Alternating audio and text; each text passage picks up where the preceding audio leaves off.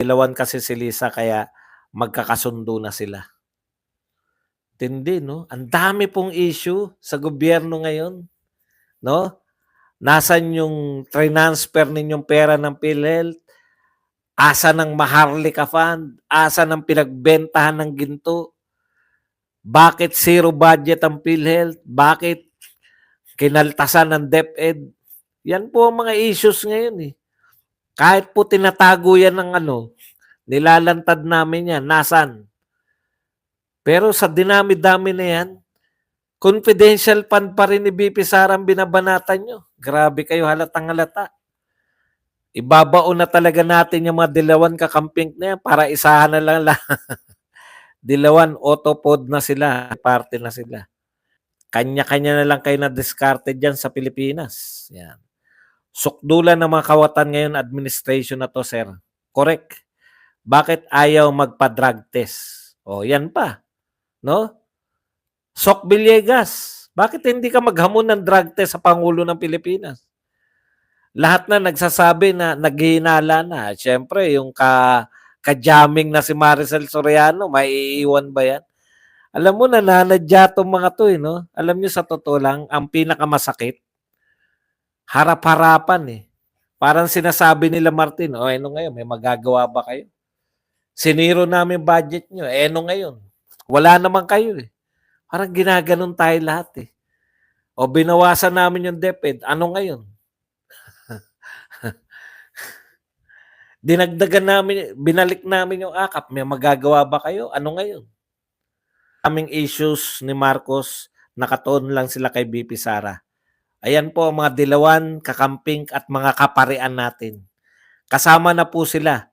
Isang laban na lang po to. Kampi-kampi na lahat ng mga demonyo. Pinakamataas pa rin sa mga performance rating at trust rating sa latest survey ngayon. May latest survey na ba? Ayaw ko na kasi buksan yung mga survey dahil Pakianin nyo nga po yung latest survey. Baka may magbigay po ng link. Pakipasa lang po rito. Parang walang leader ang Pilipinas. Kanya-kanya nakaw ang mga powerful. Busit na busit talaga ako. Di ba? Meron po leader, hindi marunong maging presidente, sabi ni BP Sara. Alam nyo lahat ng katotohanan, sinabi na ni BP Sara eh. Busit na busit talaga ako kay Paduano, Abante, lalo kay convicted Castro, ipapakulam ko na. Rod Navarro, easy ka lang. Marlene, bawal po magkasakit sa 2025. Saudi Boy, assalamualaikum. Siya Sanpay, MMLSO. Pati AFP Modernization Fund, 18 billion, binawas. AFP, Hindi, no? Parang talagang inahamon tayo lahat. May magagawa ba kayo? Binawasan ko. Harap sila sabi ni Martin, binawasan ko. May magagawa ba? Yung mga senador, plak lang yan. Ano yung plak? Pera lang katapat. Pera lang ang katapat ng mga senador. Ayon kay Martin. Hindi niya sinabi. Pero yan po ang ginawa sa inyo. May leader pero walang plano sa bansa. Pinas, walang pakialam. Year-end survey. Very respectful po si Senator Bato. Publiko sa latest survey.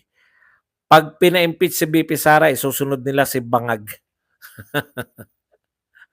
Kala nyo yung sa bagay, alam nyo sa totoo, hindi na po, duda na ako na sila follower pa ni BBM. Duda na ako rin sa mga follower ni BBM. Kasi, nung tumanggi po si BBM, nung ayaw po ni BBM na impeach si BP Sara, very vocal po si BBM, di ba?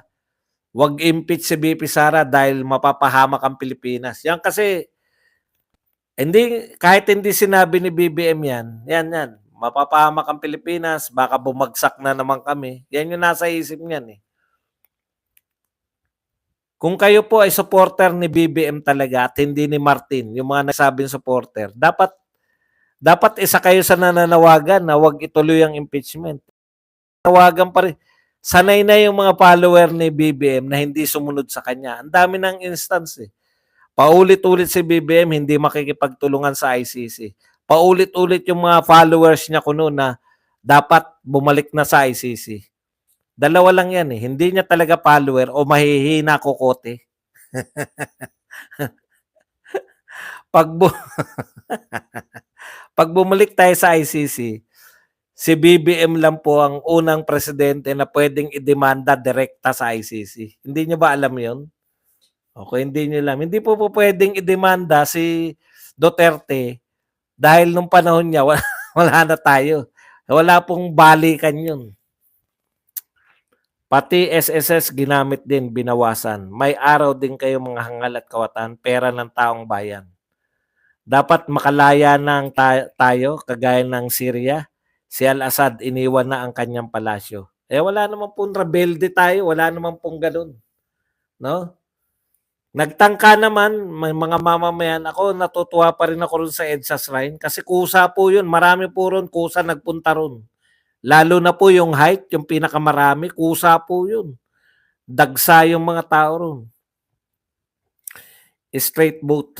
Nakakatawa si ako kung si FPRRD palang top sa drug lord. Bakit sinira pa ni FPRRD ang laboratory ng paggawa ng drugs? At kung si PRRD ang puno ng mga kriminal, bakit nategi yung mga kriminal?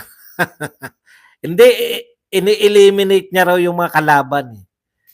O pwede mo namang eliminate yun nang hindi ka nagko-conduct ng war on drugs, di ba? Para tuloy-tuloy yung droga, pagbaha ng droga, pero ikaw na may control. Pati yung droga, inano niya eh. In-eliminate niya eh. Hindi na dapat pagkatiwalaan ng bangag na presidente na to. Natumbok mo, sir. Mga Alipores kuno. Ibang sinasabi hindi nasunod kay Marcos. Pwede kasing sa hihina nila, hindi nila nauunawaan. Kasi yung tunay nilang fina-follow, hindi po mananalo yan sa normal. Hindi mananalo sa lahat ng eleksyon. O saan dadaanin? Ma-eliminate yung mga kalaban. William, natumbok mo. Only Duterte lang may malasakit at pagmamahal sa Pilipino. Boss, 40 years nilang sinisira ng Marcos ng Dilawan. Hanggang ngayon, election, pero yung nalaman nila na okay pala si BBM sa mga negosyo at ginagawa nila yung isang iglap, pinagtatanggol at pinupuri na nila. Yan po talaga yung mga walang prinsipyong tao. Makikita mo yan eh. Pwedeng magaling lang sa paninira, makikita mo po yan pag sila na yung namuno. Nakadalawang Aquino na tayo. Merong pa Ramos. Di ba? Anong uri sila na namuno? Bawi tayo sa election, PDP, senatoriables at lahat itinaas ni PRRD. Correct. Sir Bads, na-overwhelm ka din ba na sama-sama na ang Pinklawan ngayon? Hindi. Alam niyo kung bakit? Spent force na yan. Dilawan, Kakamping, wala na yan. Kaya yan sumasabit ngayon. Naghihingalo na sila eh. Survival. Just to survive. Kainin na natin yung prinsipyo natin, kinakailangan natin mag-survive. Ano yan, hindi po ako na ano sa kanila yung kakampi na sila ni Marcos. Wala na yun. Wala na yan. Hindi ko nakikita na puwersa pa pang politika. Dinurog na sila ni Duterte. Tama yung sinabi ni Amy. Dinurog ng mga Duterte yung kalaban namin kaya kami nakabalik sa politika. Correct yun. Kaya yan, yung nate-threaten ba tayo sa comeback nila? Wala po. Walang threaten yan. Wala na yan. Parang ano na lang. Wala nga ipapanalo yung mga yan eh. Yung dalawa nilang senador, walang papasok tsak eh. Ano pa? Ano pa ang puwersa nila pag natalo sila pareho? Si Lenny, nag-mayor nga si Lenny. Imagine niyo, nag-mayor ka. Kung naniniwala sila na may puwersa sila, dapat tumakbong senador si Lenny. Kaya wala na po yan. Ano na lang yan, mga simbolo na lang yan ng mga... Okay. Badong, yan. Mga kapatid, hindi nyo ba napansin katatapos lang na eleksyon, nangampanya sila ulit ay Pulangaw. Yun lang nga alam ni Marcos mangampanya, eh. Kaya kita niyo okey sa kanya ayuda, kasi dun lang siya magaling, mangampanya. Yun para siya nasa kampanya, eh.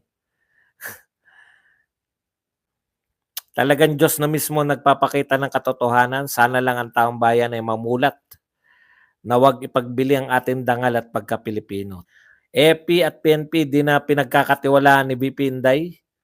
Kawawang Pilipinas, sira-sira na ang Pilipinas. More blessings, Vice. Blessed evening, Jane. Jane Bramlett, MLSO. Sir Buds, babaha ang pera sa eleksyon. Correct. Bakit babaha ang pera? Na, sabi ni Comelec, hindi namin pagbabawalan yan, yung pamimigay ng ayuda. Kasasabi lang ni BP Sara na yan na yung vote buying ayuda, eh. Ang problema niyan, ipamimigay nila lahat sa Mayo. Tapos, paano yung mga mababahan? August, September, October, November, December. Paano yung pagmesa ko na tayo? Kawawa talaga Pilipinas dito sa mga to. Ano daw sir, mapapamura tayo sa sinabi ng Comelec? Paano pagtitiwalaan ng Comelec kung ganyan ang pronouncement niya, yawa? Opo. Hindi niya raw po pipigilan ng pamimigay ng ayuda dahil body through ba yung Christmas party ng PhilHealth, 123 million? Hindi ko po alam kung totoong inabot ng 123 million, pero grabe kayo. No? Grabe kayo, PhilHealth. Gusto pa namin kayo ipagtanggol pero mga hinayo pa kayo. Amic, 999 pounds. Number 113, United Frontliners and Senate Slate Boss. Hinihintay ko pa yung final go signal ng PDP. Ang inyong lingkod, Tatay Amic, PDP UK Vice Chairman. Yun na po yun eh. Siyempre kung PDP kayo, pupuruhan nyo yung 6, di ba? Pero kami po, kasi kami kulto ni Digong. So lahat po ng PDP at saka lahat po ng mga tinaas ng kamay ni Tatay Digong. Yung si Chavit Singson po kasi, narinig ko po yung sinabi ni Tatay Digong, tumakbo ka, suportahan kita. Kuya Bads, pa-jacket si Dabis at si Orlando Bautista. Real yan, muna kahapon ng PhilHealth, Christmas party, milyones gastos. Nakita ko po yan actually. Nakita ko po mayroon pong nakaano po ron kung saan ginastos. Kaya hindi ko pa po natatapik. Tinitignan ko kung totoo talaga.